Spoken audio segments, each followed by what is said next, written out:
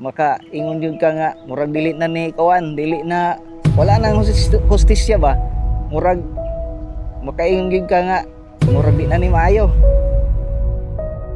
Ako si Bobby Cortado, taga diri sa Purok Size, Patinay. Usa ko ka mag-uuma. Mao ni diri ang akong umahan kini dinhi. Ana ko'y umahan nga 2 hectares. Nya na ko'y girintahan nga 3 pud ka hektarya akong rintahan. Mao na tanan akong kuan, akong gibasak. So akong pagbasak, amaro gini akong source of income kining pag-uma nako. Diri mi nang buhi, diri mi nang kuan, nang kaeskwela sa akong mga bata, ano akong ikuhaan og kuan kaning sa mga financial nga bahin. Dili lalim ang pud among giagihan nga pagsulay. Daghan pud mi giagihan sa financial, dili baya lalim pud ang among pag-eskwela kay ang kato akong anak dito sa Iligan nag-eskwela. Tayo siya kunya pag paningkamot po nila at nakikita man po nila nga ang among trabaho lisod, mao nang naningkamot po sila nga makahuman isip wala po sila nagpabadlong.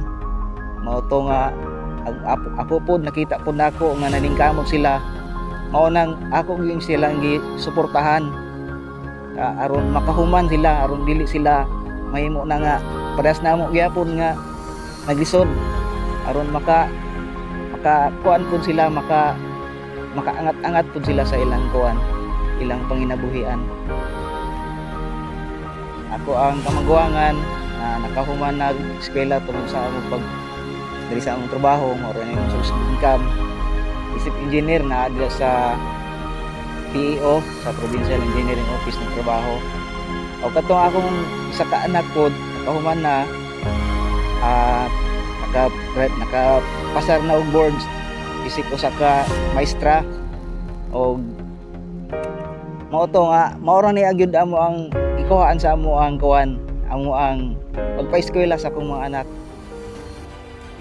Sa pag-umatuod dili pud siya ingon nato nga sayon, pero ug magkugi lang gyud ta, magkugi unya mo sabayan nato og pag-ampo sa Ginoo. Makaanay gyud ta, dili gyud ta ingon nga maglisod tungod kay pagpangumagod mauman gyud niya among trabaho na kay wala man gyud nilain pud mahuman.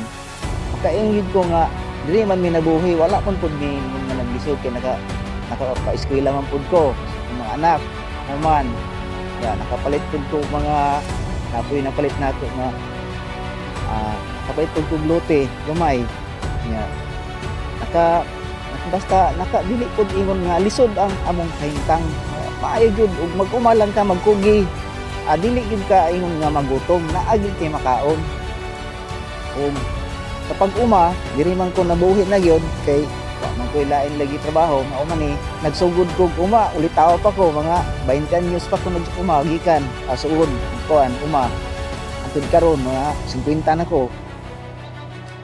Sa akong experience, daghan may kalisod pero daghan man po'y kuan kanang ingon nato nga labi na og makasalbo ta, makapaldo. Murag lipay gyud baya gyapon kanang maka-timing tag bitog kuan kanang dako atong abot. Kay naa man ginay dili man gyud tanang panahon gamay, naa pa gyud dako nga abot kana makakuan gyud ingon nato nga makalipay gyud ang mag-uma.